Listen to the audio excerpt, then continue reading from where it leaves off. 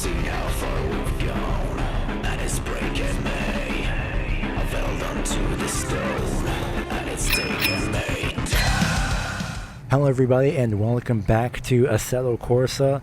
We are here and we're kicking this off with one heck of a race at the Riverside International Raceway. We'll get to more about the track during the actual race, but the things that you need to know now are this is in what is spelled the Hyper Ion 2020, which I'd assume is the pronounced Hyperion, but I really don't know. It's Race Sim Studios' answer to the NASCAR stock car, essentially. And by answer, I mean their recreation of it. And I have to say, it's pretty good, aside from the gear shifter, which probably could have been modeled differently because it does not look like that. But aside from that, this car is an absolute blast to drive around this track. So I say we kick this off with something that's going to be absolutely very enjoyable. 12 laps and a standing start, no less, here. Something pretty much unheard of in NASCAR stock cars. And we're off to a very anticlimactic start already here at Riverside. Bit of a checkup from the AI. I'm going to go this direction. And here we go through this historic track. This track, unfortunately, is now what's pretty much a parking lot and a mall complex. And it's a shame because this track is absolutely amazing. It coexisted with Sonoma, which is also in California, on the NASCAR calendar around 1988, where Riverside Raceway hosted its last race, as well as Watkins Glen. The latter two, Sonoma and Watkins Glen, the tracks that NASCAR still race at today, and still plan to adding even the NASCAR trucks to the Watkins Glen schedule. So that's going to be something to watch out for as I try to hold on to the car as best as possible. The setting I'm using is the AI aggression is at 100%, and this long back straightaway is absolutely incredible, flying down at an insane rate of speed, passing all the AI cars that are slowing each other up by being side by side. And then just like that, the 4.2 kilometer track is almost complete. This is the final corner, believe it or not. This long semi-bank sweeping right-hander reminds me almost a bit of Zandvoort, just a bit less banking. As we go through this first turn, once again, this time at almost full speed. As a 10 car cut us off there. I think we're about halfway through the field at this point. We're trying to find our way around here. As I was trying to mention, my AI settings are AI aggressions at 100%. The strength is about 90.8. Quite exactly that for reasons so the AI could be equal to at least my pace. Instead of being a bit overpowered, but regardless, this is absolutely incredible. A driver had wrecked actually on the front straightaway, most likely. Unfortunately, the AI who have a tendency to crash at that portion of the track on the first lap. Anything past that, I don't think they do. Let's take it this direction. Contact made, did not want to do that. I think we're still side by side actually. Nope, there it is. Okay, I see him in the mirror. We are fine. Try and peek off to the left, fake out down to the right hand side, make the AI run the upper line, probably just locked up the right front tire, but it's fine, we probably didn't need it anyway. So something that actually I came across before I did this race, you can actually go look at the for sure the 1987 the entire 1987 NASCAR Winston Cup Series race here on NASCAR's channel. They had actually uploaded that pretty much at some point last year with everything going on in 2020. And it's actually quite fascinating to see the 1987 NASCAR stock cars running around this track, because if this is how it handles in essentially the modern day equivalent here in Assetto Corsa, if it handles like this, I would be both terrified and very interested to know how it handled in 1987 cars, because in iRacing, the 87 cars are an absolute handful on the super speedways. You cannot keep that thing in a straight line. In the meantime, we are very quickly making our way out through the field. Lap 3 of 12. Again, this track is just an absolute blast. This final corner especially. The AI is equal to me, getting a bit on the rumble strip, trying to save it. And we're going to go into the infield where we really should not be.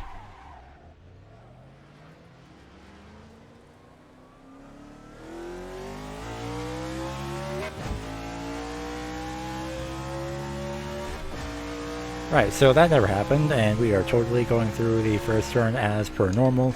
Absolutely nothing happened, except for the 47 sending it up the side of us. So I guess we'll have to answer back here in the S's. Absolutely all over the back bumper here. Contact, yep, that was inevitable. A bit of a, hey, don't send it up the inside, thank you very much. Especially into the braking zone, I think we'll do that here. Yep, there we go. Foot all the way to the floor on braking. Not really a factor until the until first gear. I think we shoved them off actually. But now it's our chance to climb back up through the field. So we're gonna take it a bit easier now through this final corner. I'm still gonna try and get a small bit of the rumble strip there. And it was the fact that I put full throttle down right after I did that. That's what messed me up, as well as the bumpy nature of the track. Not really elevation per se, but still, this is such a blast. It's 4.2 kilometers, and you'd believe it's an extremely long track, and lap times would be quite long here just by looking at the track map alone. But in the car, not really. Especially in this car. I might actually take a few other cars around here. I think even Formula 1 ran this track at one point in the 60s, if I remember especially if I remember reading Racing Reference correctly. Regardless, look at this, just the fans standing up on the side and the quick, not exactly reverb that you'd hear off the bridge, but just that whoosh of the bridge going by in this car is absolutely amazing. Still playing it very sketchy there with that right side tire. Oh, huge hit! Oh my... Oh.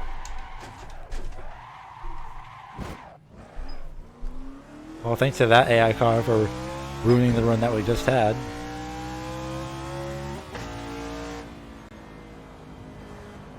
I had no idea where that AI car was going to go. I thought it was going to, I thought it would have stayed off to the left-hand side or was going to spin out or something, but no, it just spun right into the middle of the track.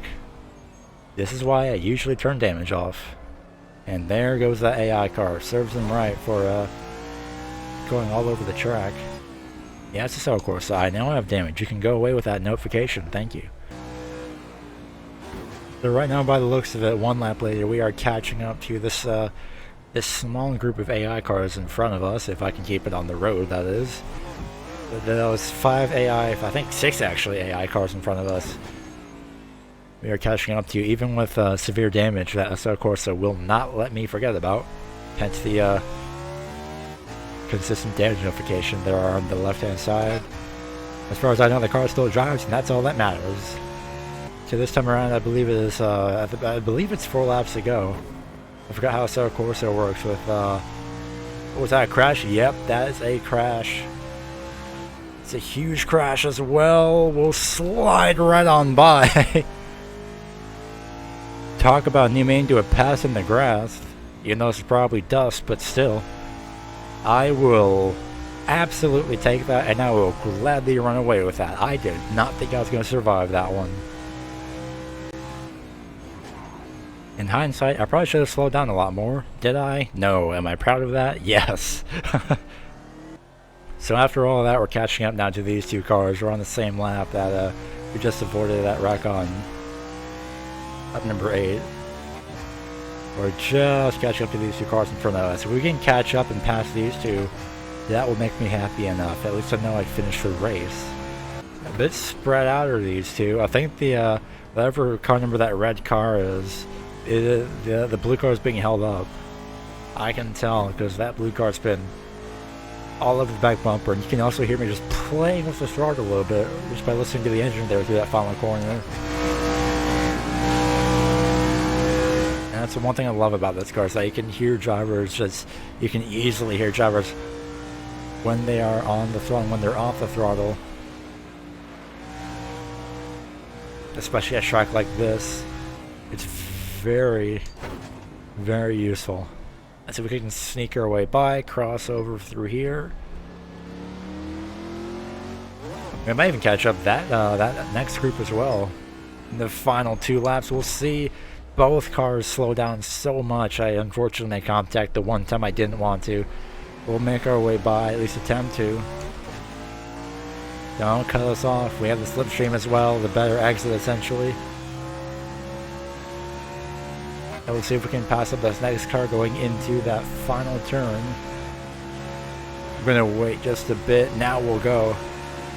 Got that preferred lane. Clip the dirt. Keep an eye on the mirror. Yep, AI sending it up the right hand side. I think I gave it the room just to be safe. All this space in the final corner. Can't pass it back. Can I pass it back? Nope, I cannot.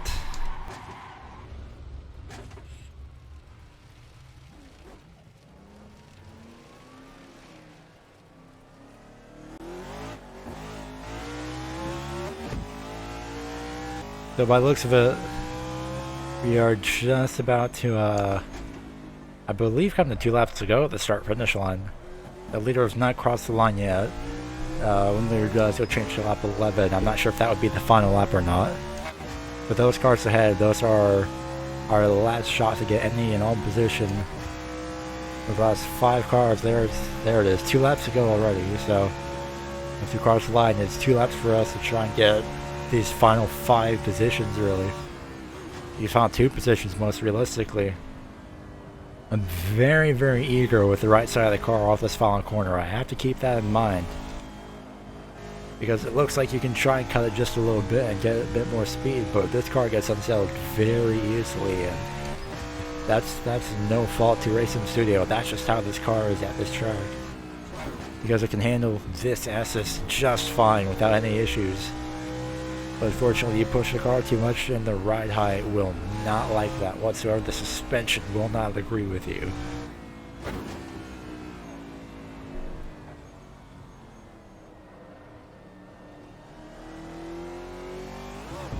Few passes being made up ahead of us. I think that red car actually is slowing the other 2 cars, or the other 2 cars down. So this might help us out here. But we're coming in for a final lap battle for these positions. I'm assuming this is about midfield. I won't know until the end of the race. There's leaders on the final lap, so we're coming to the final lap as well. Trying to pass up on the outside. 73 cuts us off. I want to give him a bump and run, but I don't want to risk anything, so we just won't touch the 73. Most realistically, I think it's these 2 cars in front of us and maybe that 3rd car just up ahead in the distance that we can get for this final position on this last lap. For the final time through the S, we're just gonna throw the car in here at this point. Try and find any openings possible. Again, just all over the back bumper.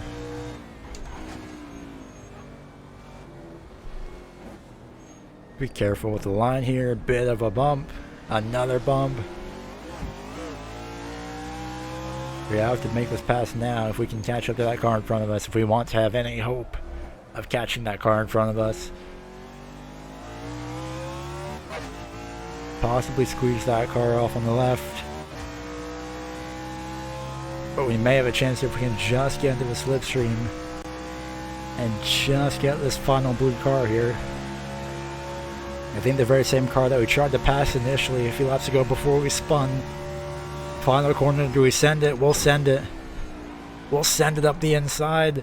It's not going to stick enough. We still have this run off the final turn though. At least the chance of it. And we will not get there and nearly hit the wall as well. 10th place, halfway through the field. I will very, very gladly take that.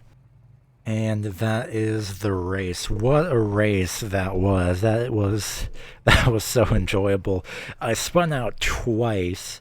I think maybe 3 times actually. Definitely made huge contact with the car, and we still finished in 10th, and we almost finished in 9th.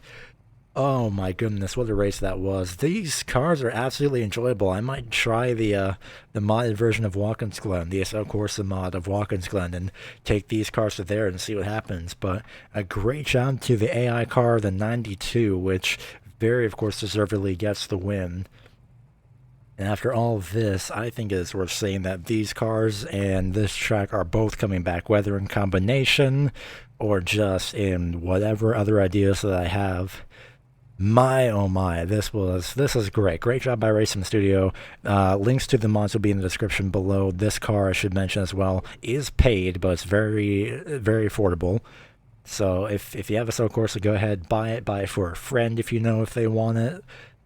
This is amazing. So I will see you all in the next video, and I'll be prepared because with this being this video, I'm pretty sure I have a couple other ideas in mind.